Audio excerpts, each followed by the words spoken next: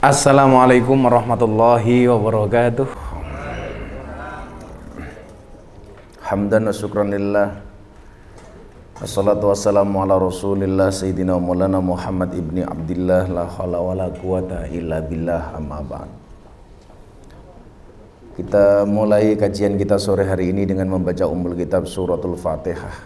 Mudah-mudahan Allah subhanahu wa ta'ala senantiasa menjaga kita, senantiasa melindungi kita, senantiasa memberikan kasih sayangnya, sehingga kita semuanya termasuk orang-orang yang selamat di dunia dan di akhirat.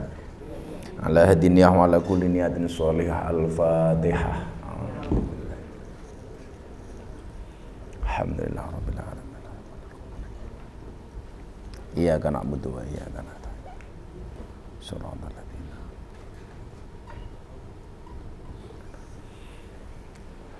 Rekan-rekan sekalian, saya ucapkan selamat Natal bagi yang merayakan.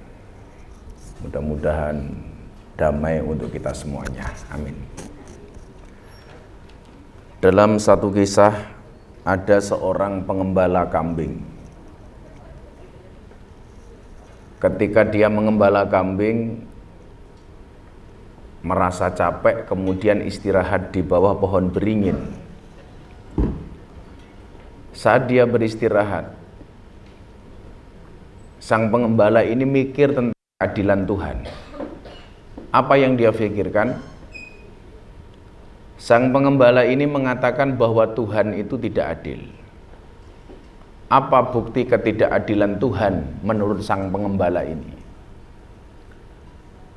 Pohon beringin yang pohonnya besar, buahnya kecil. Sementara di bawah pohon beringin itu ada pohon semangka. Pohonnya kecil tetapi buahnya besar. Maka dalam benak si tukang pengembala ini, dia menyatakan bahwa Allah itu tidak adil. Kenapa pohon beringin yang pohonnya besar buahnya kecil, sementara pohon semangka yang buahnya kecil buahnya besar? Barangkali pohon beringin ini jealous, cemburu dengan pohon semangka. Kenapa yang besar pohon beringin yang ditarik semangka? Tarik sis, semangka. Dia mikir. Akhirnya beberapa saat kemudian, setelah dia mengatakan Tuhan itu tidak adil, pikiran dia itu pohon beringin yang pohonnya besar seharusnya buahnya besar. Sementara pohon semangka yang pohonnya kecil seharusnya buahnya kecil. Maka setelah dia berpikir sesaat, jatuhlah buah dari pohon beringin tepat kena batuknya, kepalanya. Pak. Saat itu dia langsung mikir, oh ternyata Tuhan itu adil. Di mana keadilannya? Untung saja buah pohon beringin itu kecil. Coba seandainya kalau buah pohon beringin itu sebesar buah pohon semangka, kemudian jatuh ke kepala saya, apa yang terjadi dengan kepala saya? Inilah konsep keadilan. Kok muncrat ya apa kok muncrat? Ngomong semangka tiba kok muncrat. Jadi sesuatu yang perlu kita pahami adalah adil itu menurut ketentuan Allah, bukan menurut ketentuan manusia. Mila calon lanang iki utekmu rasa nakal. Iki wonge gede kok nganune cilik. Utawa sak wangsule. Iki awake cilik kok nganune gede. Karena keadilan itu menurut konsep Tuhan. Maka ketika tanya soal keadilan, adil itu apa sih? Dijawab, adil itu adalah wad'u syai'in fi mahalli. Meletakkan segala sesuatu pada porsinya masing-masing. Itu namanya adil. Contoh begini. Sepatu ini tempatnya di kaki. Ini adil. Kalau kamu menaruh sepatu, sepatu saya mahal, LV, Gucci, macam-macam, naik umpamanya. Ini mahal, tak taruh di atas kepala. Itu bukan sebuah keadilan. Peci itu tempatnya di kepala. Kok kemudian kamu taruh, itu berarti kamu nggak adil. Saya sedang puasa, kok kamu kasih minum, berarti kamu nggak adil. Aku poso bro, nggak baik itu. Kita santet loh, ombe dhewe kan. Sok tahu. Kuru, tatoan, ireng.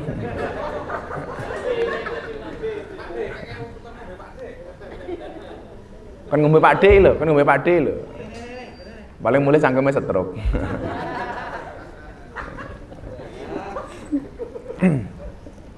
Jadi adil itu menetapkan sesuatu sesuai porsinya pada tempatnya. Nah, kondisi tahun 2020, saya meyakini banyak dari teman-teman ini yang mengatakan ini semesta yang kurang adil untuk kita. Coba kita lihat, masuk 2020 mulai dari Maret sampai hari ini Desember. Berarti sekitar berapa bulan tuh? 10 bulan. Januari, Februari hidup normal, Maret sampai hari ini nggak normal sama sekali. Barangkali banyak yang berpikir ini tidak adil. Tidak adil menurut kalian, tapi proporsi menurut Allah. Kalau kemudian kita ngomong tidak adil dengan indikasi kita, pasti kita akan mengiyakan bahwa ini tidak adil. Tapi belum tentu itu tidak adil menurut Allah. Kalau ngomong tidak adil umpamanya, saya itu dari bulan Maret sampai bulan Desember, selama 10 bulan, jadwal pengajian yang harus saya cancel 700 lokasi di seluruh Indonesia dan luar negeri.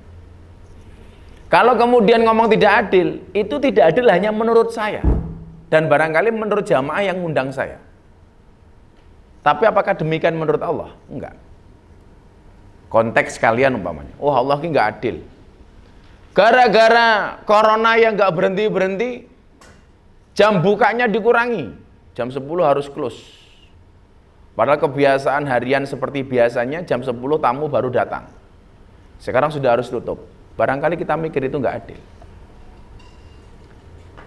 Disinilah kemudian kita harus paham bahwa kemudian kehendak Allah itu tidak harus sesuai dengan keinginan kita. Barangkali ada yang berpikir begini, saya itu walaupun kondisi seperti ini sudah berdoa tiap hari, kok Allah enggak mengabulkan apa yang saya minta. Ini berarti Allah tidak adil. Nanti dulu. Allah itu akan mengabulkan doa ketika hambanya siap, bukan ketika hambanya ingin. Ling-lingan ya. Allah itu akan mengabulkan doa kita ketika kita siap, bukan ketika kita ingin. Kue karep kaya ngapa, tapi menurut Allah tidak siap, ya nggak akan dikabulkan oleh Allah. Makanya kemudian apa? Mempersiapkan diri, mempersiapkan wadah, supaya wadah kita itu siap untuk menerima itu lebih penting daripada kemudian kamu tulul amal, panjang angal-angan. Contoh yang paling gampang begini. Tadi gelas yang digunakan untuk buat minum. Gelas ini akan bisa digunakan untuk membuat minuman, syaratnya apa? Harus siap. Salah satu kategori siapnya apa? Harus bersih. Gelasnya lawes resik, Nduk. Kalau dia udah bersih, maka gelas ini siap. Dikasih teh siap, dikasih jeruk siap, dikasih kopi siap. Dikasih apapun siap, karena gelasnya bersih. Maka itu akan terpilih untuk menerima minuman. Tapi kalau gelasnya ini tidak bersih, ya coba kamu lihat, gelasnya kotor. Orang mau bikin minum, pasti gelas ini akan dihindari. Ah, gelasnya kotor. Kita bawa teko untuk ngasih minum, gelasnya kotor, pasti nggak akan dikasih. Kenapa? Karena gelasnya kotor. Supaya kemudian gelas ini dikasih minum bisa, caranya gimana? Harus dibersihkan. Sehingga dia siap untuk menerima air. Lah, persoalannya begini. Kalau diri kita itu tidak siap, psikologis kita tidak siap, mental kita tidak siap, zahir batin kita tidak siap. Pertanyaan saya, apakah kemudian Allah akan memberikan sesuatu yang kita inginkan? Kowe ndonga, ya Allah aku lan njaluk banyu putih, sementara gelas kamu kotor. Enggak akan gelas itu dikasih. Kenapa pola pikirnya seperti itu? Karena kalau seandainya gelas kamu kotor, kemudian dipaksakan dikasih air, pertanyaan saya, bisa nggak dimanfaatkan airnya? Nggak bisa. Kamu ada tamu dikasih gelas kotor, kasih air minum. Kira-kira tamu mau minum apa enggak? Enggak. Lah hari ini konteksnya kita itu terlalu sibuk untuk minta air tapi lupa untuk membersihkan gelasnya.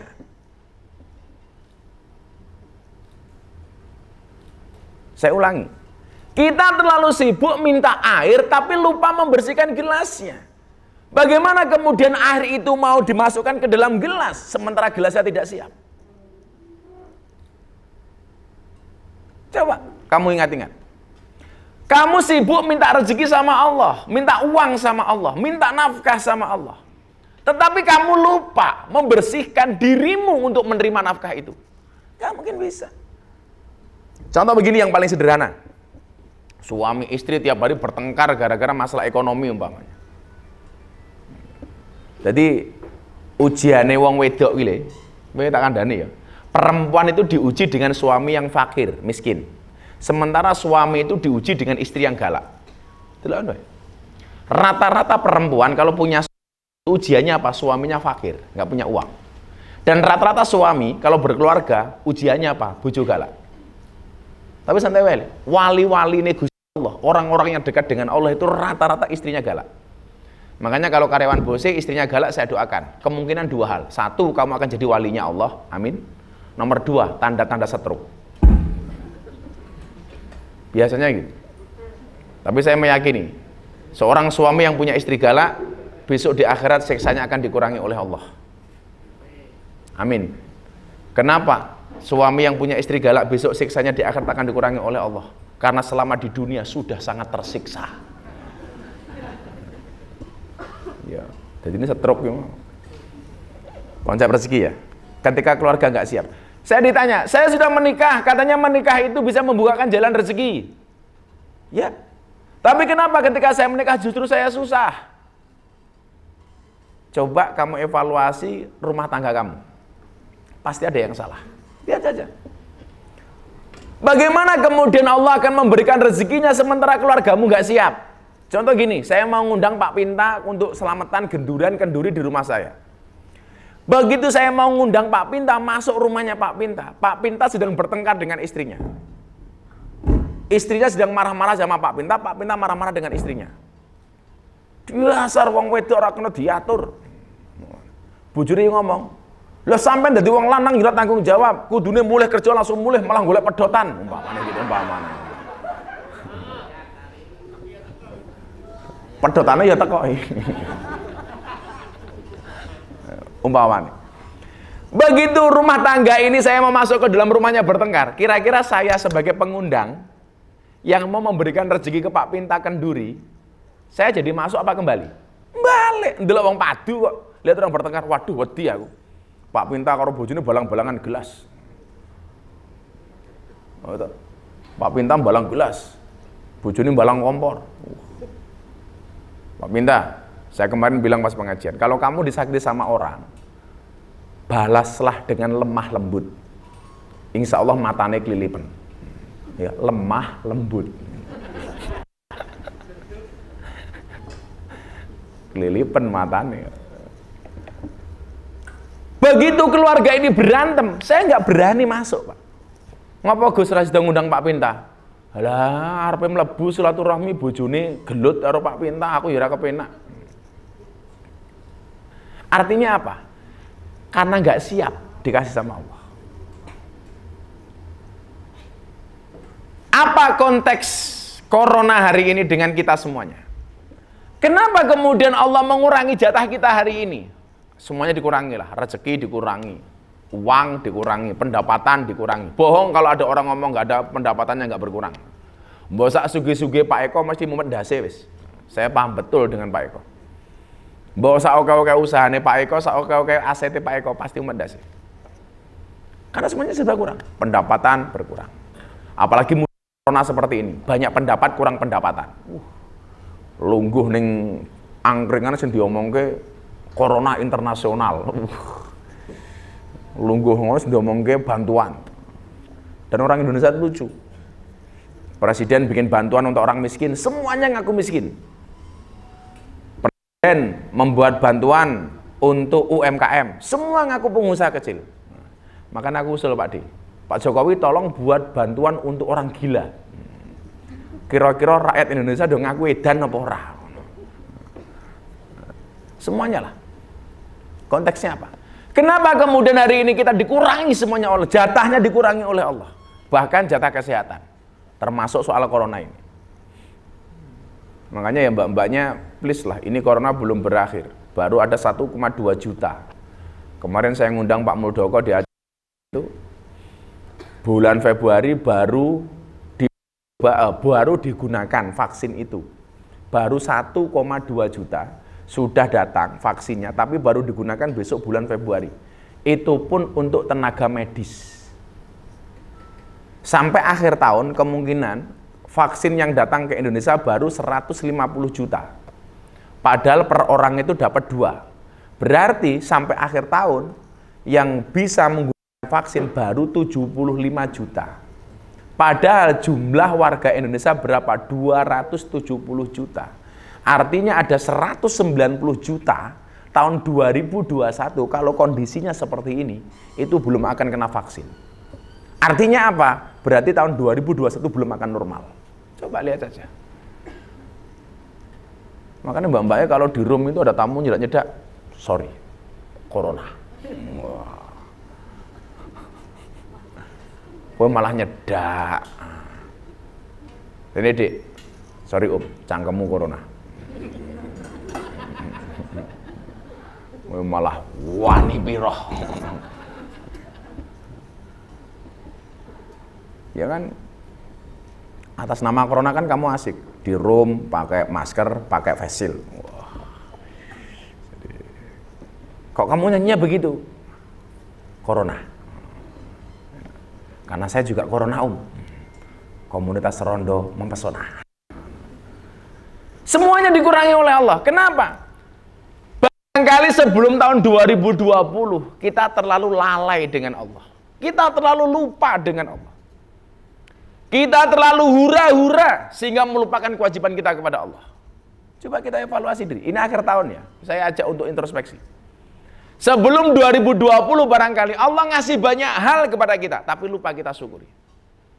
Allah banyak ngasih nikmat kepada kita, tapi kita lupakan. Allah ngasih banyak kebahagiaan kepada kita, tapi kita lalaikan. Sehingga kemudian apa? Allah cabut sedikit kenikmatan itu. Kroso kabeh. Enggak hanya orang Indonesia, sak donya resesi. Tapi memang Indonesia ini ampuh, daya tahannya itu luar biasa. Di Jerman Windo, sepeda Brompton tuh nggak laku, nggak ada yang kuat beli. Coba di Indonesia, di Jogja habis. Sepeda di Jogja itu rata-rata sold out. Gila nggak? Jadi randai duit. Malioboro penuh. Coba semalam Malioboro kayak gitu. Karena sekdanya ya lucu, orang Jogja di rumah saja. Orang luar silakan berwisata ke Jogja. Iki peraturan model apa gitu. Uang Jogja kon dekem, penyakitnya kon teko. Ya Allah, mikir gitu. Coba semalam Malioboro itu. Gila. Kredit. Tapi memang luar biasa. Katanya Indonesia ekonominya hari ini berantakan gara-gara corona. Kan saya pelaku sepeda. Di mana-mana toko sepeda habis, on the day itu loh nggak ono. Orang Jerman tuh sampai ngumun sama Indonesia. Brompton harga 50 juta, 70 juta hilang. Road bike itu susah sekarang cari. Harga 90 juta, 60 juta habis. Coba. Iki wong Indonesia kayak ngentuyul kabeh. Godaan pria di era new normal, harta tahta sepeda. Tadinya saya juga nggak ngeh orang sepedaan itu asik. Karena saya punya sepeda mahal, nggak pernah saya pakai, dikasih temen. Ya ternyata emang asik. Bilang apa mana daripada nama aku stres deh. Gue rasa melu-melu sepedaan Pak De. Sepeda itu berat. Wong beban hidup lebih berat daripada sepedamu. Tenang deh. Tangguh nih Gus matamu. Yang sakit tuh bukan jatuh dari sepeda deh. Tapi jatuh hati sama LC nggak terima. Makanya Indonesia itu luar biasa, daya tahannya luar biasa. Nah, evaluasinya adalah Sebelum 2020 kemarin, kita terlalu jauh dengan Allah. Makanya orang Indonesia itu aneh. Begitu pemerintah mengatakan, jangan ke masjid dulu, gayanya udah protes. Ini pemerintahnya kafir, melarang kita ke masjid. Halah, wingi oleh ning masjid, awakmu yura tau ning masjid tak kandani. Gayane sok-sokan. Kita nggak boleh ngaji, ini bagaimana dengan pemerintah? Cangkemmu, wing kon ngaji yura mangkat. Ya kaya mbak-mbak LSI saiki ngaji. Iki ora kok mergo pengen ngrungokke aku ngaji kok. Ya mergo ditepotong gajine barang. Nomor 1 mergo ditepotong gajine, nomor 2 apa? Mergo wedi karo mati. Soalnya corona akeh sing mati. Saya kemarin WA-an sama Ustadz Yusuf Mansur, baru keluar dari rumah sakit dan alhamdulillah sembuh. Selama seminggu katanya nyawanya tinggal 5% tok gara-gara corona. Panas di atas 41. Makan apapun nggak ada rasanya, mangan pedes ora kerasa pedes, makan asin nggak kerasa asin, makan manis nggak kerasa manis. Makanya mbak-mbak kalau deteksi di corona ya cukup dengan 3 hal. 1, penciuman. Kalau penciumannya sudah nggak kerasa gitu. Jadi lah kue entut itu bisa deteksi corona. Jadi lah orang ngentut cek mambu irungmu, berarti kue entut mambu aman. Tapi kok ana wong ngentut, mambu irungmu ora mambu, hati-hati. Tanda-tanda corona. Jadi 1. Yang kedua apa? Batuk kering. Batuk kering. Jadi kalau orang kena corona itu walaupun dia minum es, tetap nggak ada dahaknya. Kering. Jadi batuknya sakit. Yang ketiga adalah rasa. Jadi kalau kamu makan sudah nggak kerasa apa-apa. Ini baru 2 hari yang lalu saya WA-an sama Pak Gubernur Anies Baswedan, sampai hari ini belum sembuh. Beliau bilang, nggak enak tenan Gus. Kenapa Pak Gubernur? Makan apapun rasanya kayak makan tisu. Jadi makan daging enak rasanya ya mung kayak tisu, nggak ada rasanya itu. Jadi sama sekali nggak ada tesnya. Makanya aku ndelok awakmu berarti kowe ora corona le. Snack, urung ngaji wis entek. Iku jelas kowe ora corona. Jelas cangkemmu aman, Bro. Urung mulai sentek lah corona, ana corona berarti.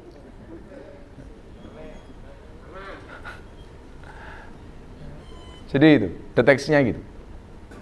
Maka coba ya masih hati-hatilah. Ini nggak tahu sampai kapan. Sebelum 2020 kita banyak lupa dengan Allah. Dan hari ini kita diingatkan supaya ingat kepada Allah.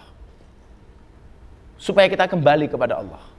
Maka ketika seorang mukmin itu punya masalah, apa dikatakan fafirru ilallah, kembalikan semuanya hanya kepada Allah. Pun ya Allah kula pasrah kalian jenengan.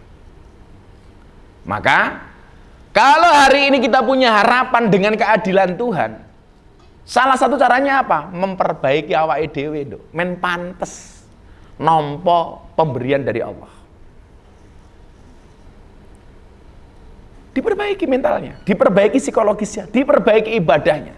Maka saya sering mengatakan apa? Pantaskanlah amalmu di hadapan Allah, maka Allah akan memantaskan hidupmu. Kenapa selama ini hidup kita merasa kurang, nggak pantas, kehidupan kita nggak asik? Lah wong kelakuannya itu ya asik kok. Bagaimana kemudian Allah mau mengasihkan kita sementara kita nggak asik? Padahal Allah itu maha asik. Lalu dipikir-pikir, Pak Pinta, rame-rame corona, santri saya nggak bisa pulang. Kenapa? Karena kalau ini pulang, pasti jadi masalah ketika perjalanan di rumah, perjalanan di jalan. Awal-awal saya pulangkan, saya sewakan bis. Ternyata di rumah malah bikin masalah. Anak wong randuwe. Akhirnya saya bawa ke Jogja. Artinya apa? Saya harus nanggung hidup 200 santri saya. Makan, minum, kesehatan, termasuk pendidikan di pondok. Kalau kemudian mau sambat, aku sambat karo sapa? Sambat karo Pak Eko. Untung saja Pak Eko itu nggak mem-PHK karyawan-karyawannya. Masih untung. Lah, carane gue mau nduk, resi ono gelasmu. Gelasmu. Resi ono wadahmu. Cara membersihkannya gimana? Ya saya wingi belas rek kelingan Gusti Allah saya salat. Yang kemarin sama sekali nggak kenal dengan sedekah, kita mulai bersedekah. Saya jadi ingat ngomong sedekah itu. Kolesium Jakarta itu, klub malam terbesar di Jakarta itu, Ramadan saya. Mas Arman. Arman itu yang punya, anaknya Mr. Alek Tirta yang punya Alexis. Telepon saya, Ramadan, Gus Miftah, di mana? Saya di Jakarta, Om. Saya mau nitip uang 50 juta. Untuk apa? Tolong dibagikan kepada orang yang tidak mampu. Pertanyaan saya, uang itu dari mana? Dari sampean atau dari siapa? Oh, dari saya. Beda lagi, Gus.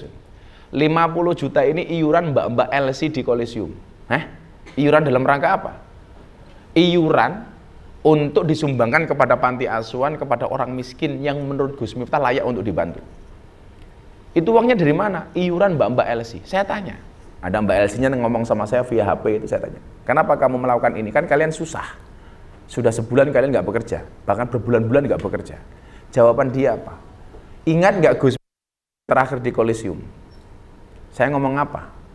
Bahwa sodakoh itu tolak balak. Saya kemarin Ramadan itu bisa mengumpulkan donasi sekitar 500 juta. Yang membuat saya menangis dari ini, dari mbak-mbak LC Kolesium, 50 juta. Saya nangis. Coba, ketika saya tanya kenapa kamu melakukan itu, jawabannya untuk tolak balak sebagaimana pengajian Gus Miftah. Ini sebenarnya pukulan telak bagi orang yang merasa punya uang, merasa kaya dan lain sebagainya. Bahkan sampai mbak-mbak LC sekalipun masih punya kesadaran untuk itu. Itu kalau saya jadikan bahan saya ngobrol di acara TV saya, orang pasti banyak malu. Artinya apa? Kita memang susah. Tapi ada orang yang lebih susah daripada kita.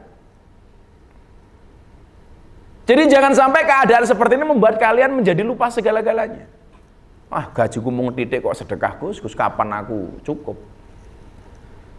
Tamu aja nggak mesti ada kok saya harus sedekah. Saya nggak akan cukup. Kamu salah. Salah besar. The big wrong, saya katakan. Justru kemudian ketika kamu memancing rahmatnya Tuhan, kasih sayangnya Tuhan, salah satunya dipancing dengan cara seperti ini. Lah, sedekah menolong orang itu dalam rangka membersihkan gelas kita.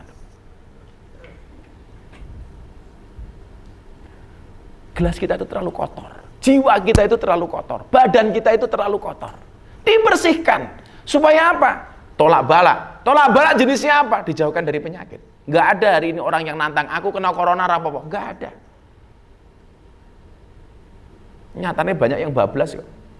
Saya kemarin dapat dua tiket bisnis ke Turki untuk ngawal orang piknik ke Turki. Begitu mau saya iakan, saya dikabari teman saya pulang dari Turki mati gara-gara kena corona di pesawat. Langsung saya bilang, serah sido, PN bayar. Memang benar nyawa itu urusan Tuhan, tapi ikhtiar itu merupakan sebuah kewajiban. Lah, sedekah, ibadah, macam-macam itu dalam rangka ngeresiki gelasmu, ngeresiki awakmu. Kenapa? Karena selama ini kita terlalu jauh dari Allah. Maka ada dua amalan yang pengen saya berikan kepada kalian, supaya kemudian kita terjaga, supaya kita tetap dekat dengan Allah, supaya kita tetap mengingat Allah. Yang pertama, setiap menjelang sore seperti ini, menjelang matahari terbenam, perbanyaklah membaca kalimat la haula wala quwata illa billahil aliyil adzim. Ini dibaca 100 kali setelah asar sampai matahari sebelum terbenam. Ya mbak-mbak yang lagi ngerom nunggu tamu di situ kan sambil baca nggak apa-apa. La haula wala quwata illa billah. La haula wala quwata. Tapi rasa banter-banter. Engko tamu mentek, "Oi kamu handle la haula wala quwata illa billah." Melayu tamu nih. Wasu LC syariat. Berapa kali nduk? Isa ta maca kuwi? La haula wala quwata illa billah. La haula wala quwata illa billah. Tidak ada daya dan upaya kecuali dari Allah. Apa kata Rasulullah? Orang yang membiasakan membaca ini 100 kali menjelang matahari terbenam, Allah akan mudahkan semua urusannya, Allah akan kabulkan doa-doanya, Allah akan kabulkan hajatnya dan memberikan apa yang dia minta. Dia aja lah. Pilih. Cangkemmu jero mabuk alkohol ya ora apa-apa. La haula wala quwata illa billah. La haula.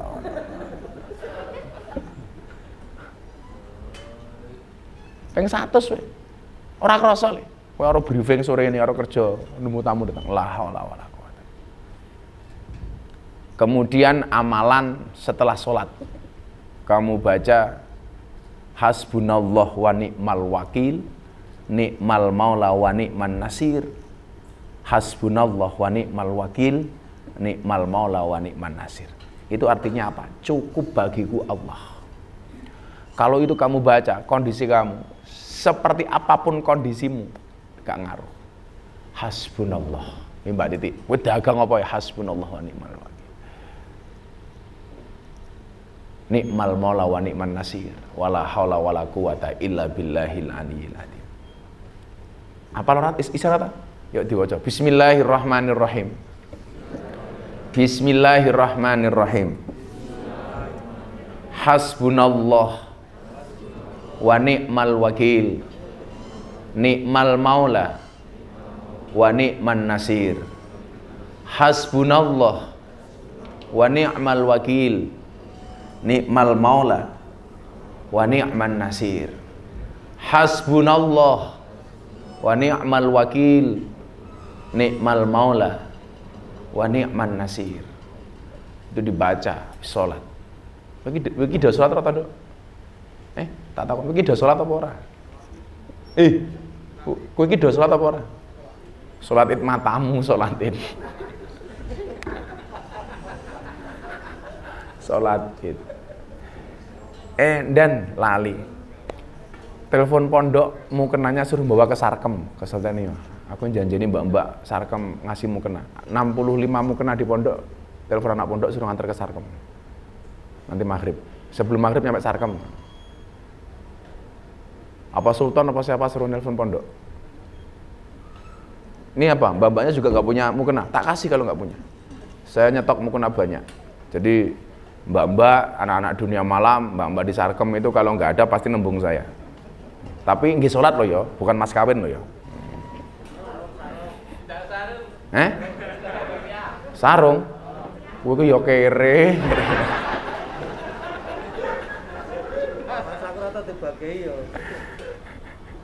Lah wong lanang kan gue katok aja iso, lah wong wedok kudu nganggo kuwi to. Kuwi meri ya. Sarung ora penting, sing penting isine. Tapi iklan iki sing paling jujur ya mung iklan sarung kali.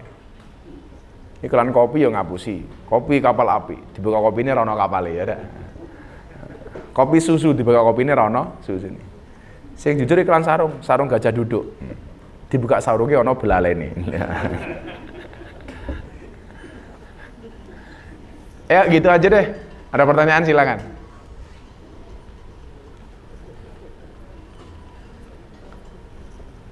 Dek takon, iki sing mangan kita takon aku ngomong waduh kecangkemmu iki jan.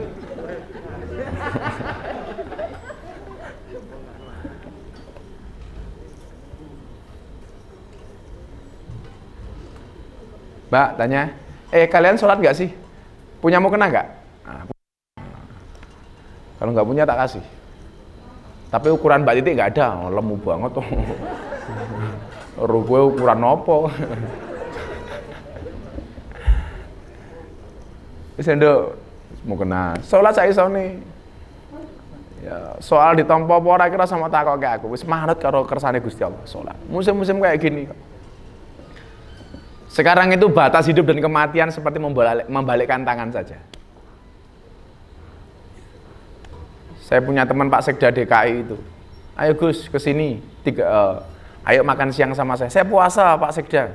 Sudahlah, Gus minta ikut makan. Siapa tahu ini kita makan terakhir loh Gus. 3 minggu kemudian dia kena corona, bablas. Dan akhirnya waktu itu saya batalkan puasa saya untuk nemeni beliau makan. Kalau seandainya saat itu saya membayangkan ya, saya nggak mau nemani beliau makan. Alangkah saya membuat kecewa beliau. Dan ternyata benar, itu makan saya terakhir dengan beliau. Jumatan Mbak Iti, Gus ini toh, aku ditemani Jumatan. Jumatannya di balai kota itu, dia nggak ke masjid, cuman beber sajadah di halaman balai kota. Kayak Mekah ya Gus ya.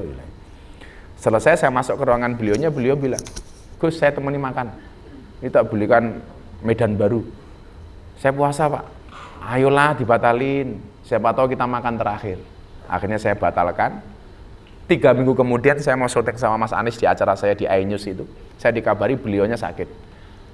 Jam 7 pagi parah, masuk rumah sakit 12:30 siang meninggal dunia. COVID-19. Dan kamu tahu apa yang terjadi? Istrinya juga COVID. Jadi pas pemakaman itu, suaminya dimakamkan, Pak Sekda Saifullah dimakamkan, dikubur, istrinya hanya bisa melihat dari ambulan. Coba bayangkan.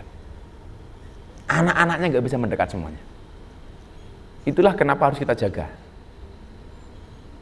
Begitu masuk liang lahat, istrinya dikawal oleh petugas menggunakan APD komplit, keluar dari ambulan, cuman di hadapan di atas makamnya, berdoa sebentar kembali lagi.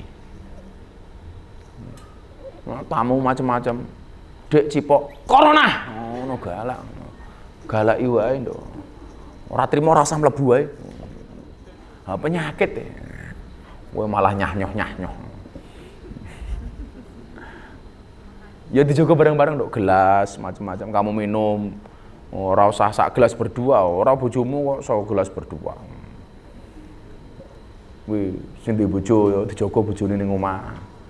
Wong wedok ki aneh kok. Aku sudah menikah nggak perlu dandan. Kamu salah. Kamu lupa kalau pelakor itu lebih angker daripada kuburan dandannya.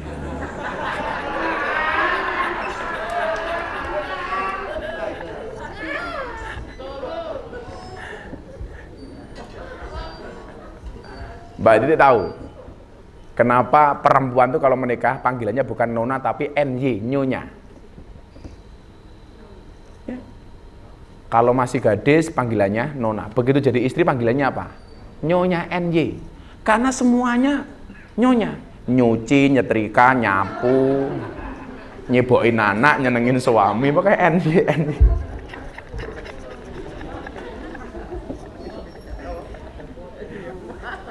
Apa? Kowe ngomong saru tak ajar loh ya. Rupamu kaya kondom gitu.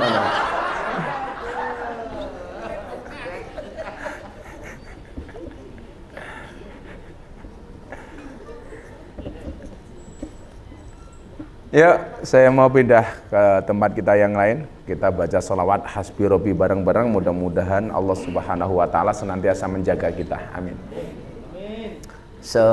Sebagaimanapun keadaan kita, insya Allah kita senantiasa menjadi hamba-hamba yang bersabar, lebih banyak bersyukur dan tidak menjadi hamba-hamba yang kufur. Amin Allahumma amin. Hasbi Rabbi Jalallah ma fi qalbi ghairullah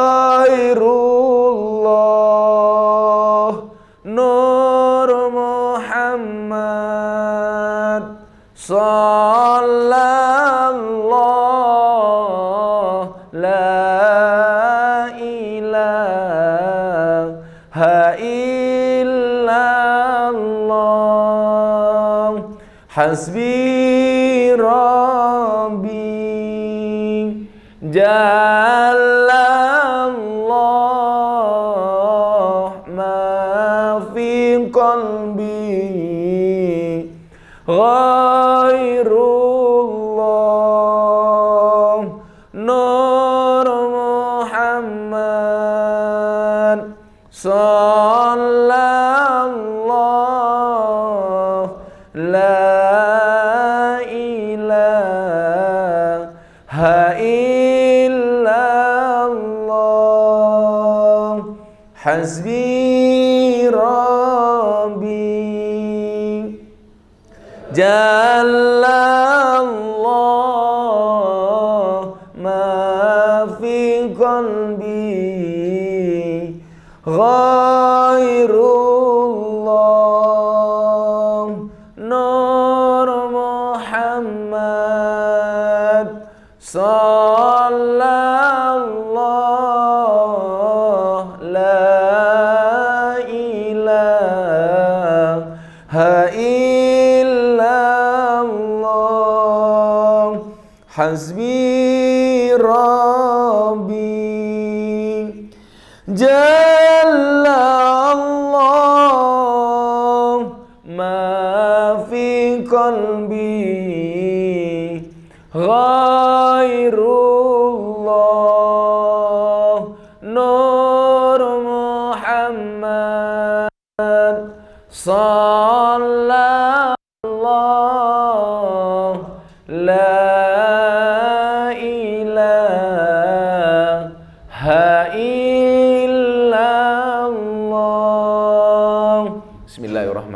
Allahumma shalli ala sayyidina Muhammad wa ala ali sayyidina Muhammad walhamdulillahi rabbil alamin.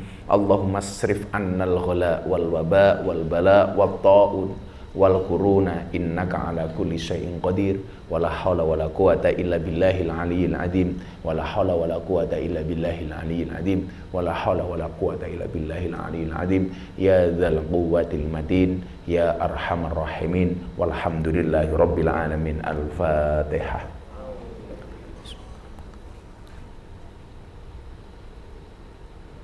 Suratal ladzina an'amta 'alaihim. Subhanakallahumma bihamdika asyhadu an la ilaha illa anta astaghfiruka wa atubu ilaik. Walhamdulillahi rabbil alamin. Assalamualaikum warahmatullahi wabarakatuh.